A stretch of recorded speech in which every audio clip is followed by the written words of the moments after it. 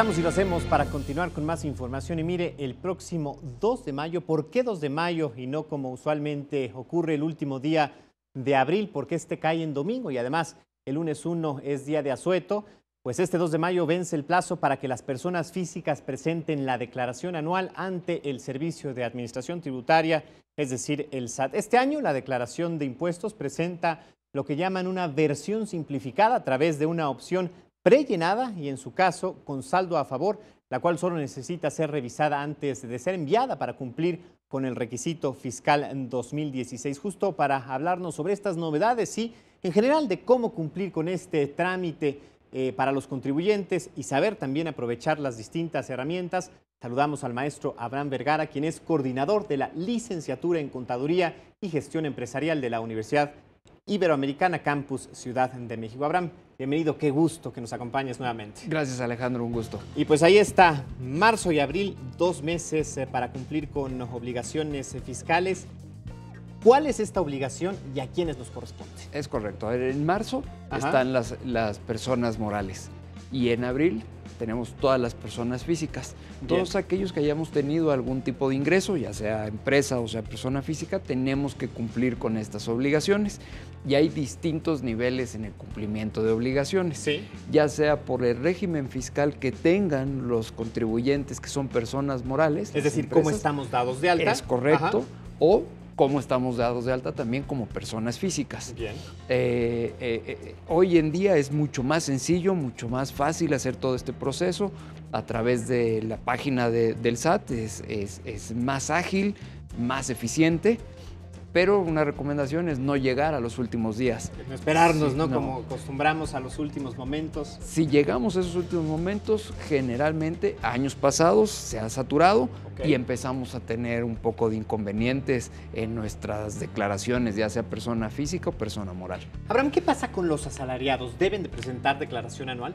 Va a depender mucho del nivel de ingresos que tengan. Bien. Y para eso tenemos determinados niveles.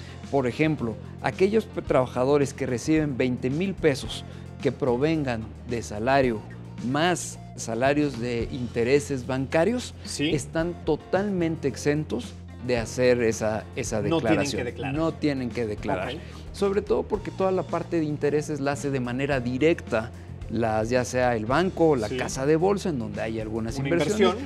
En particular en los asalariados, bueno, son los bancos, son los que reportan tanto a Hacienda como al trabajador esa recaudación de los impuestos. Que luego, Abraham, perdón que te interrumpa, es esta hoja que recibimos como si fuera un estado de cuenta que hace constar, ¿no?, de esta declaración. Pero ahí lo importante es revisarla. Revisar que los montos sean los correctos, porque si caemos en una omisión de revisión, la responsabilidad es totalmente del trabajador, del contribuyente, y ahí sí pueden venir algunas comisiones, algunos recargos a partir del mes de mayo y el resto de los meses.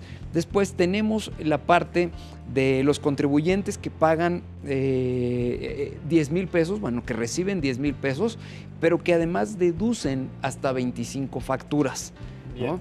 Ellos pueden hacer la declaración a través de vía telefónica. O sea, entonces, sencillísimo. Marcar un número y... Marcas un número y dices, yo gané tanto, que son los 10,000 pesos, menos mis deducciones, que no pueden rebasar 25 facturas, y entonces ya presentaste tu declaración. Supongo que esta documentación, cuando se hace esta llamada, Abraham, habrá que tenerla a la mano para cumplirlo de la mejor manera, ¿no? Principalmente los principales es tu nombre completo, tu fecha, tu RFC, tu CURP, en algunos casos, saber exactamente quién es el que te está pagando, ¿no? Y con esos datos realizas de manera muy sencilla tu declaración. Después tenemos aquellos que reciben hasta 400,000 pesos o por arriba, pero que vengan únicamente de un solo patrón. Si es así, tampoco tienes que presentar declaración, ya tienes esta declaración prehecha, ¿no?, preautorizada, y lo único que tienes que hacer es revisarla. Nada más ahí hay que tener cuidado, porque si tomas tú la decisión de ya no deducir nada. Entonces, si no deduces nada, no puedes pedir el reembolso de los impuestos. Bien.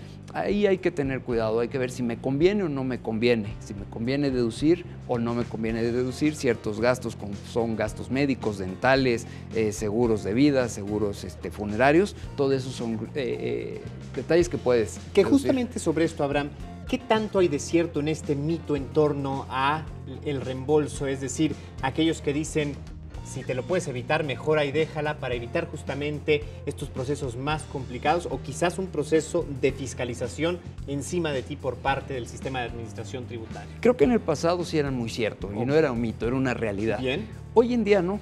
Es más, hoy en día hasta se vuelve muy sencillo. 5 días, dice, ¿no? 5 días Máximo. cuando, sí, al inicio.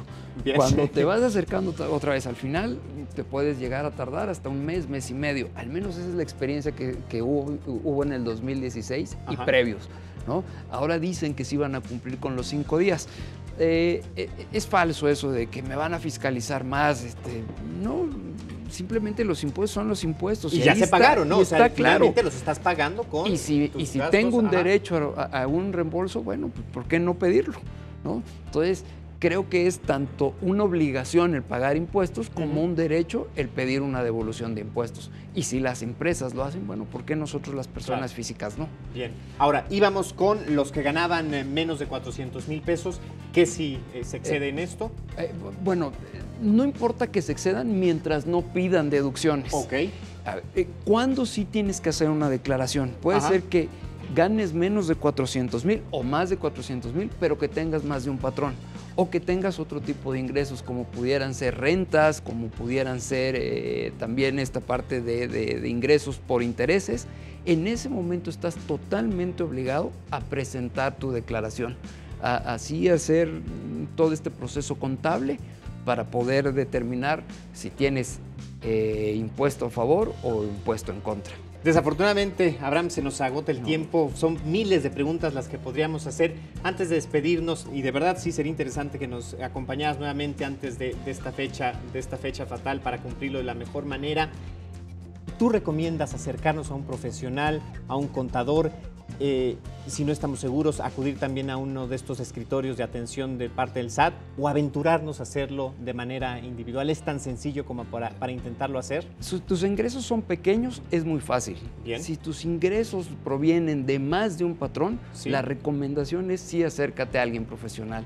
A un despacho hay de distintos costos, hay de distintos tamaños, claro, ¿no? Pero ellos son los que te pueden apoyar a cumplir y que no tengas problemas o dolores en meses posteriores. Claro, lo mejor es cumplir con una responsabilidad de este tipo de la mejor manera. Ahora, muchísimas gracias. No, como siempre, es un gusto. Igualmente para nosotros.